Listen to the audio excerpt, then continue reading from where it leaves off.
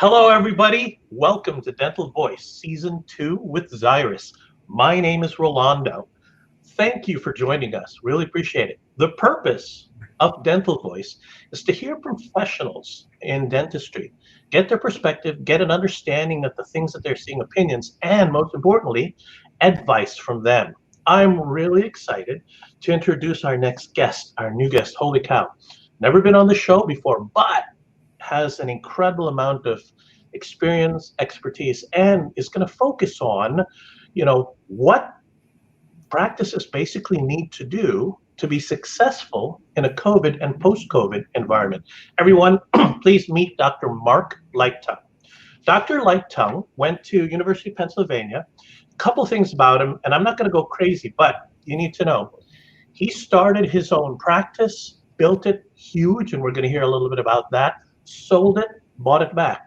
Dr. Marc Liechtung also invented a product, Snap-on Smile, which basically revolutionized the industry with regard to aesthetics and appliances on the cosmetic side. Dr. Marc has also worked in DSO, so he understands that environment, and has now come back and built his practice. He is the owner of US Dental Arts. And through the course of this, we're going to hear about what he's done to kind of bring that together and then grow it and then thrive in a post-COVID environment. Dr. Marc Liechtung, first of all, we know each other. It's great to see you. How are you, sir? I'm doing great, Ro. It's great to see you and hear from you and know you're doing well is great. Thank you for having me. It's really an honor. Oh, hey, I really appreciate it. And thank you for joining. So I want to get right into this. The first thing that I want to ask is this. Could you give us just a brief background around how you got here and some of the things that you've had to overcome to get to this point before we get into some of the details? Well, from the beginning of this, people should know I look at myself as and many of you may do the same, as a dental warrior.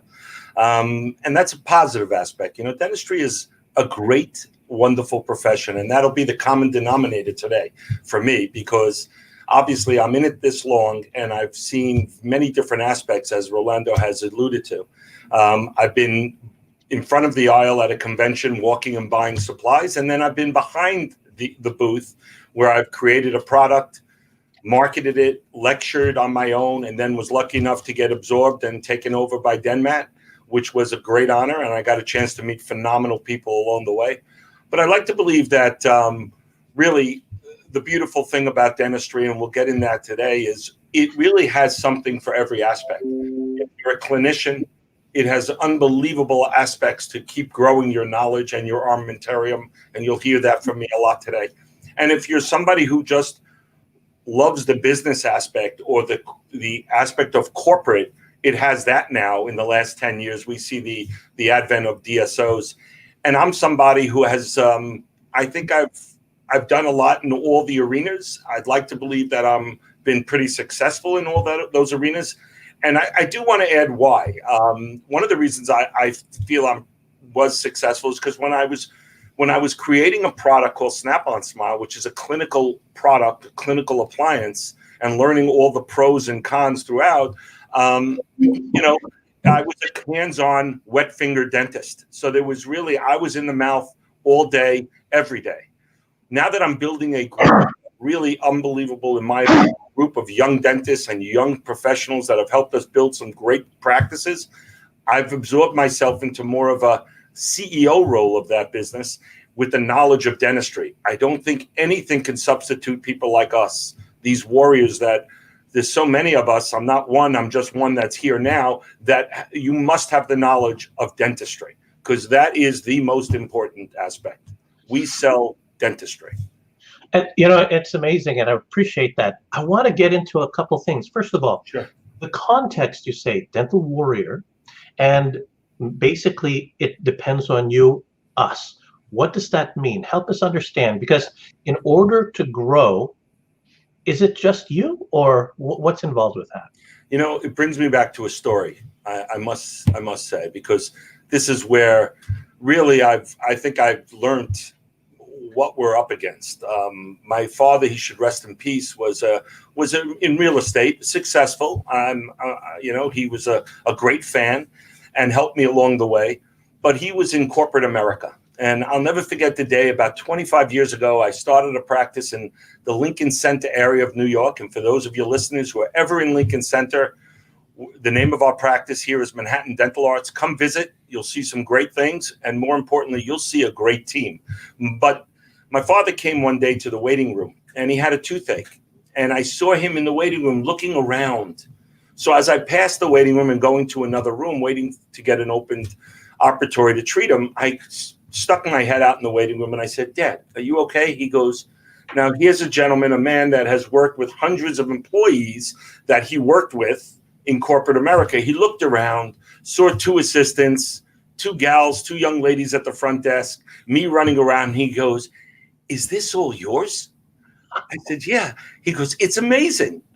Now, I thought he was, I didn't understand it. As the years go by, I've realized that this is all ours.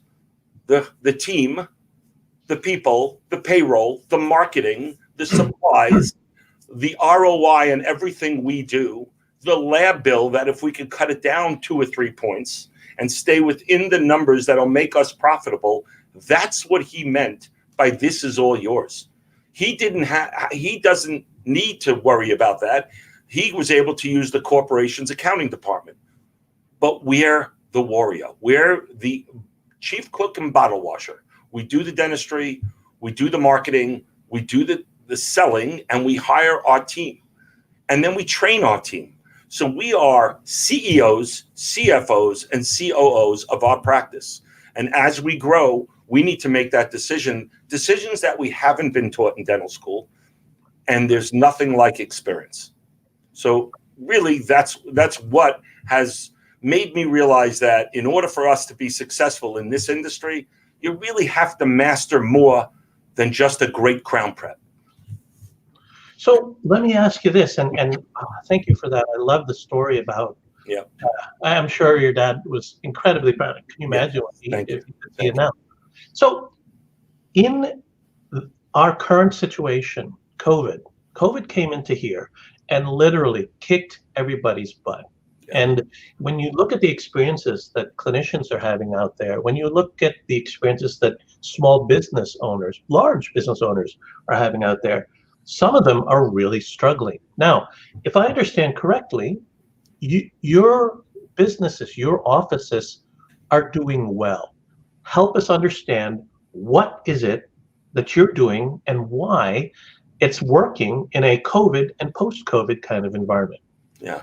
So March 17th, stock market was going down. I was recuperating from a knee surgery, one of the last surgical procedures done at a hospital for special surgery on the east side.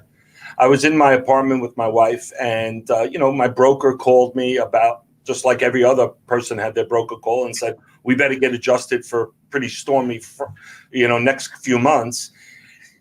Practices were about to be closed down. My staff was going nuts. I didn't know what to do. So I took a couple of days, and it's unprecedented. None of us did. But I think the most important thing that we need to learn from this is going in is there's one word I'm going to say, and it's the elephant in the room, is cash flow. For those of us that were a little more conservative with the cash flow, the pandemic coming and utilizing all the programs that we were able to utilize was a big help.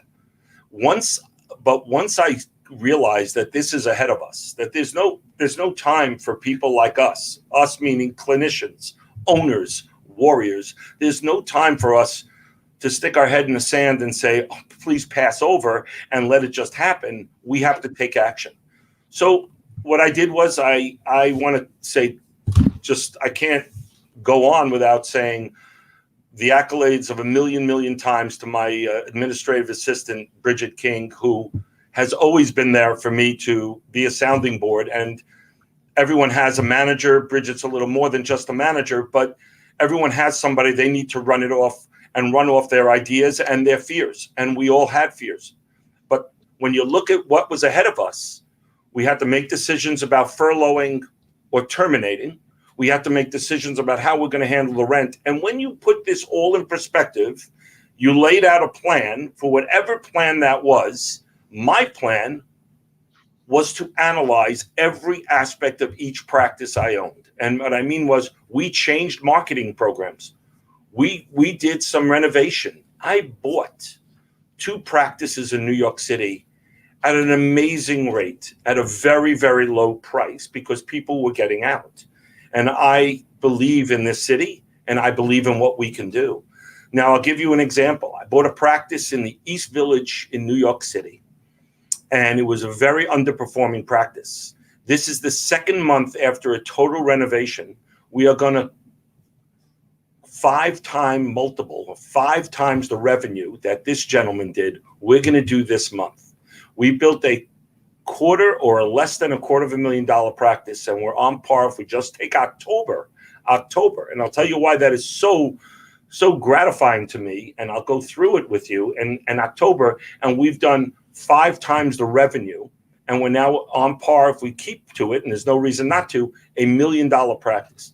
What's exciting is we have the ability, we have the education. We just have to understand that there's going to be tough times ahead. This is not easy. And what we're doing in the cities we live in, we have to have a plan and stick to it. So, holy cow. You know, one of the biggest issues people are facing, according to the ADA, practices are open, but the majority of practices out there now are tracking at 80-some%, and they're not seeing the patients coming in. You've got a practice here that's 5 times. What are maybe the top 3 things or key pieces of advice or that you would give someone that changed that? So, when you look at the landscape ahead of us back when we opened in June, and it's amazing that practices are doing 75-80% of their revenue, and that's what I'm hearing.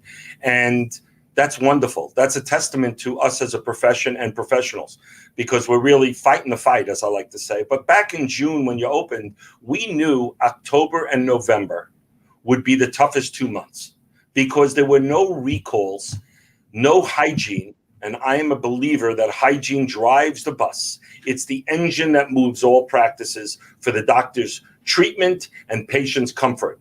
But the fact is that we knew it would be tough. So we were bracing for October, November, and we'll get into that for a second. First thing is, we prepared all the offices to the CDC and the ADA guidelines to the best of our abilities, right? What we did was we used air purifiers. We used plexiglass, took temperatures, mouth rinses. We used Isolite in as many operatories as we could get it to help not only the patient, but I run with a number of great associates that I put my mother, and I have put my mother, thank God, in the chair with them. They are wonderful. So I want to protect them, and I want them to know, and the hygienists to know, and the assistants to know that we are safety first. After that, we knew that the recall system was down. So I have a recall or a recare person in every office. I believe that marketing is really important, but recall is beyond. We are the only business I know that we actually go out and recall our customers every 3, 4, 6 months for an additional treatment. How good is that? And we have to, when that's gone, our flow of patients will diminish. So I increase the amount of people that are calling our patients and literally explaining to them what we're doing for COVID. Wow. Yeah. So lastly, oh, go ahead. I told my doctors, and we got into meetings, Zoom meetings. We used the time to train assistants who were not good at taking impressions, did not do great perio charting or things like that. I brought in a professional trainer, and on Zoom, we trained the assistants. But the most important thing, I think, is we had meetings with our clinicians, and we said, listen, now is the time to do more with less. When a patient walks in, let's explain to them that we're charging a COVID fee. And that COVID fee we could do away with if we do more work on this appointment. So as the patients come in, do more on them than you would. Maybe do the second crown, do the other onlay. Take out the second tooth and bone graft it. Do what you would do on the second visit for 2 reasons. One is we have less patients. Clearly, we have to, by the statute, we have to diminish our schedules. Secondly, We don't want people to come in and be more frantic and say, I'm a little nervous from COVID. We want to, I always say, give the perception of value of dentistry and commitment to the treatment. And that's what we've done in the last several months. And I'm happy to say that in the month of October, when we were all nervous, 3 out of my offices, 3 out of the 5, have reached bonus levels, which are pretty lofty. And 2 of them are right on the threshold. So it does take this constant evaluation of our business and how we're going to maintain our focus to keep going with these numbers. Whoa. So let me get this straight. That's absolutely amazing. First of all, you're not letting COVID freak you out. You're saying, hey, it's here. Let's get through this. The plan, sitting down and connecting with the team was important. But the thing that got me the most is this context of, you know what? We're going to get through this. Let's prepare. Let's not sit back. And then patient care sounds huge. Let me ask you this. Did you have apprehension with your teams prior to everything opening up? Because, I mean, think about it. During this whole pandemic, dental offices, hygienists, dentists were going to be the mecca or whatever, the spreaders of COVID and all that. Well, how did you overcome the anxiety? Because there are still practice today, right now, who are dealing with that, where they're struggling with teams. How did you get over that? You know, the whole unemployment program, although it was very important, and I'm in favor of the programs that were put in place, obviously did hurt some of the people that would come back normally because of the extra $600. But, you know, we all, and I'm sure practices out in the whole country have this, but we have a really dedicated team. And when you have quality people working around you who people want to generally come back to work with and trust. And I think that's the biggest factor, doctors. I think the trust that they have, knowing that no matter what the cost, come to work, we will make it safe as possible. And we need to go back to work. We have patients to see. We have, you know, patients that are in pain, patients that are in the middle of treatment, doctors that need to get in there and make a living, assistants that want to go back to work. I think we've really had a great deal of, and that goes back to the people, the person I did say thank you to, and that is somebody who keeps it all together. And we constantly had meetings to allay the fears of some of the people. Hey, listen, did we lose some? We did. Did some people look at it as a way for them to wait till the end of the year? They did. The children, the back to school situation has been very difficult. I will tell you, in a couple of our offices, we have designated rooms for children to come and do their Zoom learning there because their mothers are that valuable to us. And I have some treatment coordinators that without them, we would not have hit on pace to do $4 million in a practice, or another practice to hit 3.8 million. So we're hitting lofty numbers. I'm not talking about practices that hit 60 grand, and I'm not diminishing that. I'm just saying we have big numbers for them to get bonuses. They are amazingly important, intensely important to our practice. So when they said, Doc, I have a problem with childcare, I said, let's use the lunchroom, cordon it off, and bring your children. Let them get educated there. You could dip your head in every now and then, but at least I have my team back in place. And that's a huge boost, and the camaraderie is still growing. Wow, what a wonderful idea. So it's all you. You did all of this. Is that what I'm hearing? No. I'd love to sit here and say it's all me, but every dental warrior has a team, and every warrior has a posse behind them. So, you know, it's me that have I taken risks in my life? Yes. Have I always had people around me that were very valuable to me to help me make those risks? I have it every day. I'm very blessed. I don't take it for granted. I know they know I don't take it for granted. I would like to say one thing, and that is I've been doing this. I graduated University of Pennsylvania. I did a fellowship in prosthetics. In a 1-year fellowship, I was going to be a perio-prost person, and I came home, and that same dad who was in business said, you know, when you go for 2 more years of school, what do they call you? And I said, they call me dentist. He says, what do they call you now? I said, they call me dentist. He said, why don't you go out and make a living and see if you want to do it? You're a dentist. So I said, let's try it. And you know what? It was a great move because I love merging and marrying the business, the clinical aspect, and all that it brings together to see if we're successful. You can't do that alone. And the planning and the planning and the scheduling and the meeting were definitely done with the team that I have. So alone, definitely not. Am I by myself as an owner? I am, but I have a great team to support me. So, I've known you for quite a while. Yes. And one of the things that I so admire, there's a fierceness, there's a focus on perfection, there's a drive. You're a tough person. Share with us or talk about, having to make hard decisions, having to hold people to their commitments, having to be that person, because it's interesting. Yeah, you could be really, really tough, but from what I understand, it sounds like your team really likes you. What's going on there? Yeah. Well, I've been married first for 32 years. So There you have it. That tough is one thing, but knowing your place at all times is another. And I'm blessed with that. And the team really does. I say the team now. I'd like to say that 20 years ago, 15 years ago, maybe even 10 years ago, they were staff. I probably had my door revolving, as we call it, the revolving door, more times than I would like. The last several years, I really, truly realized the value of a team. And when you have good assistants and they become great assistants, doctors like working with them, your life is made easier from the team around you.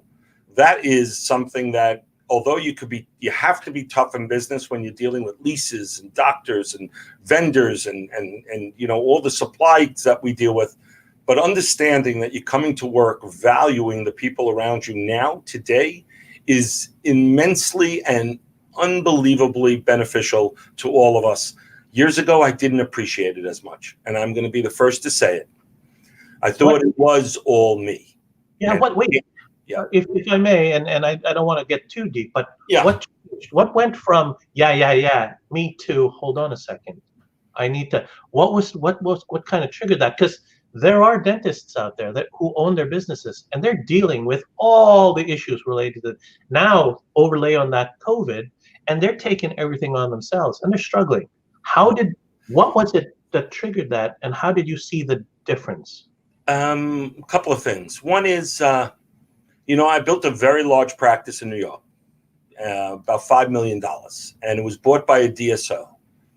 And it was bought by a DSO for about a one-time, which is exceptional, a little over gross. They wanted this practice. 2.5, 3 years later, I bought it back for 10% of what they paid me. And I say that because during that span of 2.5, 3 years, although I was doing other things and building other offices, I missed this office so badly, and that's where I'm sitting now. I built it, I created, I developed Snap-on here. And my point is that when I was out of this office for 2.5, 3 years, I missed it so much that I swore when I come back, it's going to be different. It's going to be different. Now, we know dentistry is tough. It's tough because you have patients who demand perfection, and we need to deliver it, and everything else that goes around. But what I did do is say that I'm not going to discredit and I'm not going to diminish the role of the people that help us make these practices great. And I think it took me, and I'm hoping that you learn from my knowledge and my mistakes. It took me that ability, the aspect of not having it, to want it more and make the changes and appreciate the people that got me to that number. I couldn't sell that practice for that number by myself. I didn't do it by myself. I did it with a team. And after I sold, some of those teammates, they left. But when I came back, a lot of them came back. We built the practice back up pre-COVID. And, we are meeting just yesterday. We had a team meeting about getting on the phones more and fighting this November lull. And I have a lot of confidence. I find myself not being as nervous as I used to be. I'm a little older. I've done some things, but I also know that the team that we have in these practices, they've developed this structure and this plan that we have, that we're going to be okay.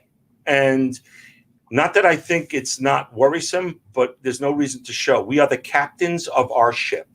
And I'm talking to the captains. And the captains need to lead. You come in nervous. You come in scared.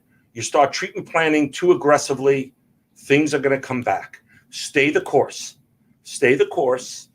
Do what you do best. If you have to lighten your load, then you have to make those tough decisions. You have to let go of that team member. You must, because you must pay your rent and your lab bill and keep the marketing going so you get those new patients. Little word to the wise. Hope you're not listening in my market area. But what I am finding is our dollars now are going further marketing-wise than they were pre-COVID, because a lot of our colleagues are not marketing. So you need to evaluate every aspect. Vendors will give discounts. Landlords will give breaks. We need to look at all the aspects under each rug. Every practice has a rug. Let's look under it, see where we can improve it. And then you feel a little better about yourself because you lowered your cost a little bit, and now you're ready to market and get going and build the practice. So every area is different. So it's about investing in the practice. It's about investing in the teammates. Trust sounds like a huge issue because and I knew you back then, and I know you now, and I have to say, love you regardless. There's a heart down there that's huge, right. But the perspective is huge, and definitely. Let me ask you this.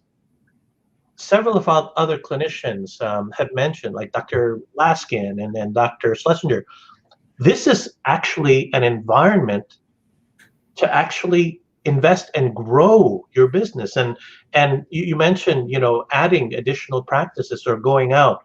What advice would you give for dentists, other business owners who are potentially looking at practices around them that may not be opening, or they may want to acquire them or add them to their business? What advice would you give those folks? First advice I would do is I tell this to my clinicians. We have chronic, constant discussions clinically about treatment plans. I'm somebody who, the beauty of the phones and the beauty of technology today is I could be sent x-rays wherever I am and discuss a treatment plan with the doctor. So one thing I tell them is when they're doing tooth number 29 and they're doing a beautiful onlay or crown on 29, look at the distal of 28. Look at the mesial of 30. You don't have to go far. Just look left and right, and then you'll see probably quadrant dentistry to be done. So I say the same thing. When you're looking out your window or your door, you're driving to work, there could be a dentist a couple of blocks, maybe within a mile, that wants to get out and wants to get rid of his or her charts. They want to get rid of it. They want to rent the place or leave the lease, and they got their PPP. They want to leave and they don't want to come back. They want to transfer the charts.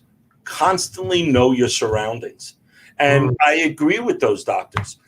This is a time that if you're in it and you want to grow your practices, and for those dentists that want to grow their practices, I am closing on another practice on the east side that I'm buying at 40% of its revenue. And I made a deal with the landlord that's going to give us tremendous more exposure with an awning and a beautiful window and 4 months rent free. So there are deals out there in every neighborhood. I believe there are aspects that it's not expensive to buy a practice.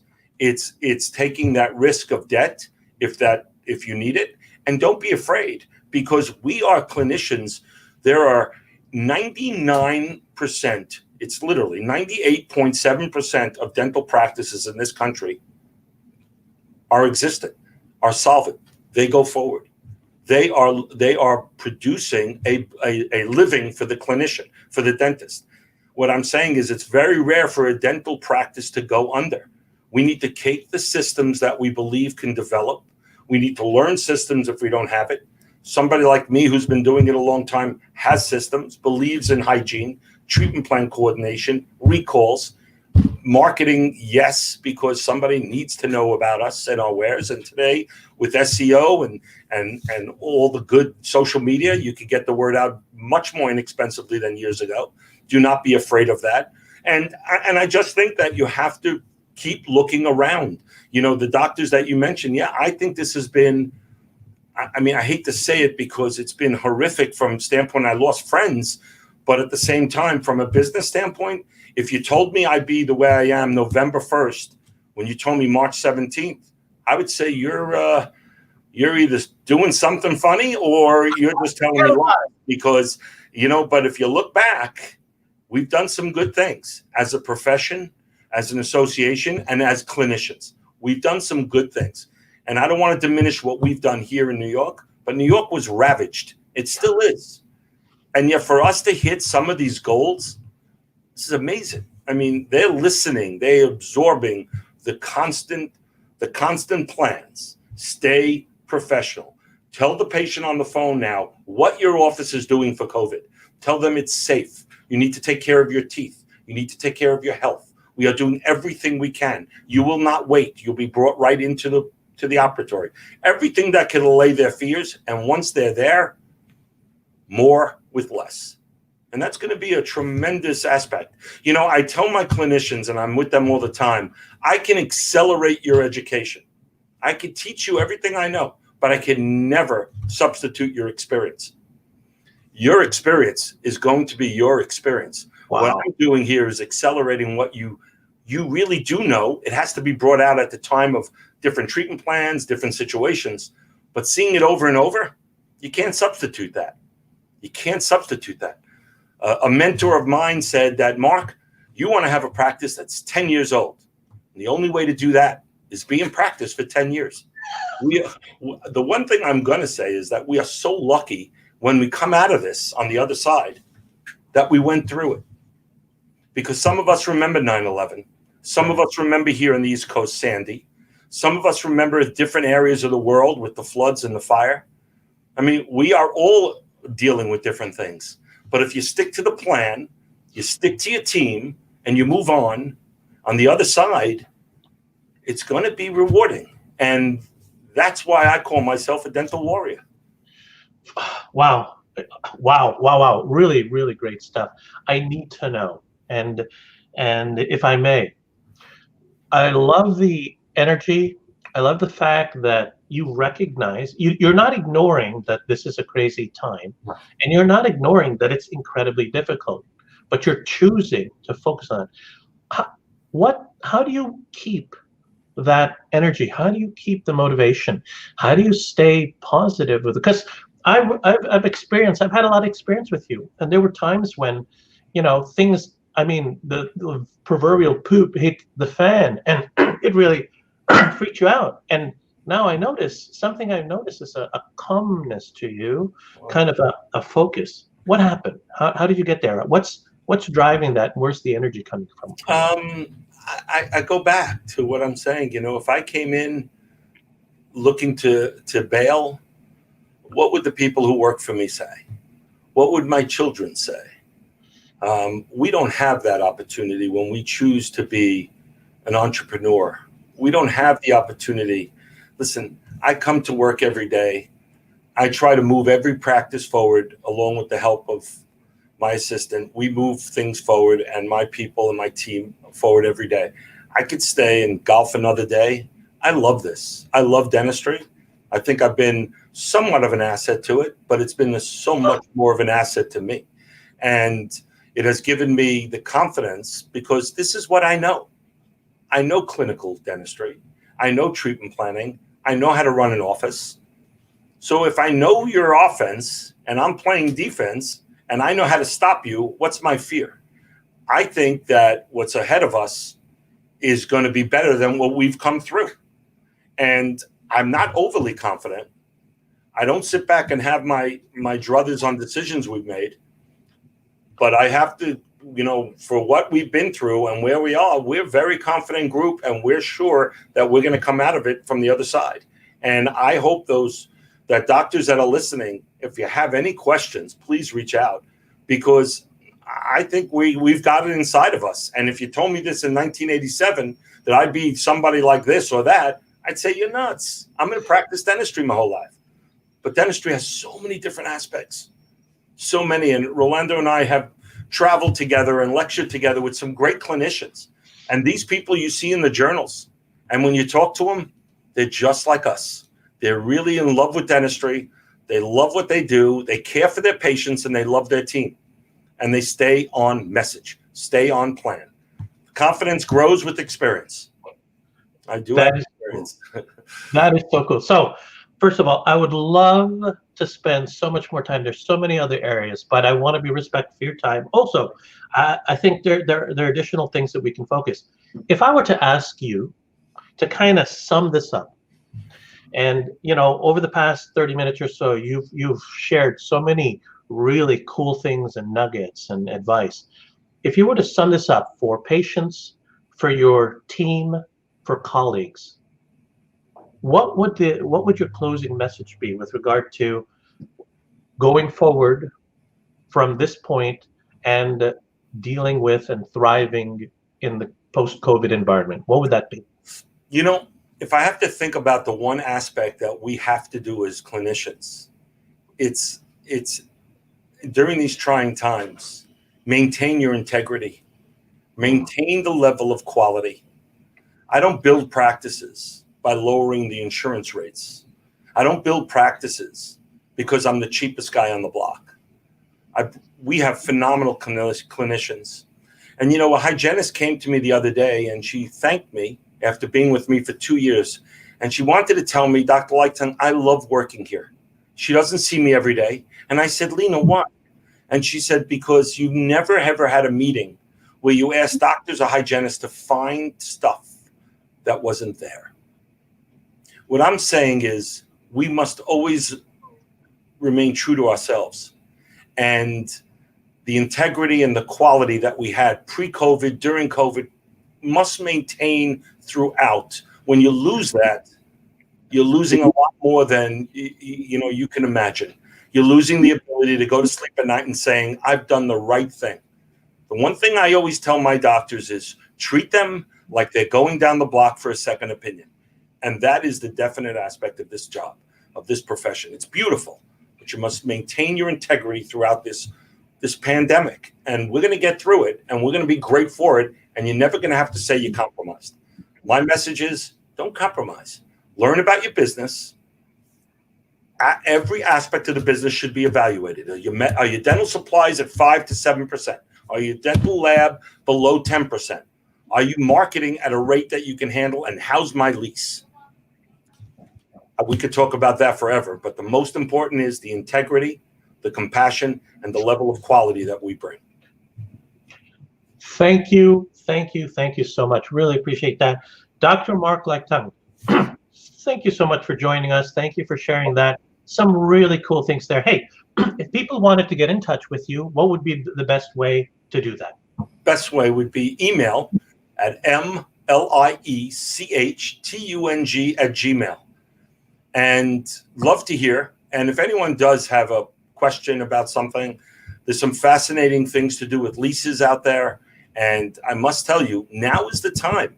In 3-4 months, this thing is going to be, hopefully, we're going to have a vaccine, we're going to be covered, and we're not going to have the same ability to change things for the better as we do now.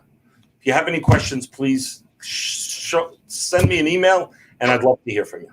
And then what is your website if people wanted to check out your offices? Well, what would be the best check out Manhattan Dental Arts. You'll see the main one, and from there it'll lead you to others. Manhattan Dental Arts, New Rochelle Dental Arts. Check those two out. You'll see my clinicians, some cool stuff, and you'll know where I live most of my time. So that's the best aspect. But I really do want to thank Rolando, Mia, and Lexi. These two from Xyrus have been amazingly professional. They worked with Bridget for 2 days to get this thing right because it wasn't, but I must tell you, they are amazing. And to putting this thing together, if it brings you one little tidbit, if I helped one person somewhere, I hope I did, I really do, then thank you. And if it didn't, well, maybe next time. I hope I did. But anyway, I really thank you, Rolando. I love you, and you're a great friend, and you are a great to this dental community. People should know more about Rolando Mia. Well, I mean, since you said that, I'm going to say, I love how your blue suit brings out the blue in your eyes. God bless. I think it's the blue buttons. But I want to say the beard is COVID, and I like it. And there's another positive. We got to move through it and embrace it. Yeah. Enjoy it. You got more facial hair on your face than I do my whole body. What's up with that? That's what I don't want to think about. I don't even want to think about it. I have been, but I don't want to think about it. Listen. Well, hey, thank you so much for everything. Thank you. 3, 6 months, several months from now, would you be willing to come back, share what's going on, and then maybe we can cover other topics? Would that be okay? I have a motto that I live by. If Roe asks, I do. Oh, okay. Well, hey, folks, those of you who are going to be watching this, folks that have joined us, thank you so much for taking the time and listening to Dr. Liechtung. Some really cool stuff there. If you like the content of this, please share it. Please check out Dr. Liechting's office at Manhattan, him and his team at Manhattan Dental Arts. Go to his email at mliechtung@gmail.com. If you have any questions for Zyrus or us, please let us know. Dr. Marc, have a safe, wonderful, awesome weekend. Give Bridget a big hug and a kiss on the cheek for me for helping out. It's been a pleasure. At some point here, we'll reconnect, and God bless, and really, really appreciate everything you've done. Thank you so much, everybody. Be well. Have a great weekend. All right, you too. Take care.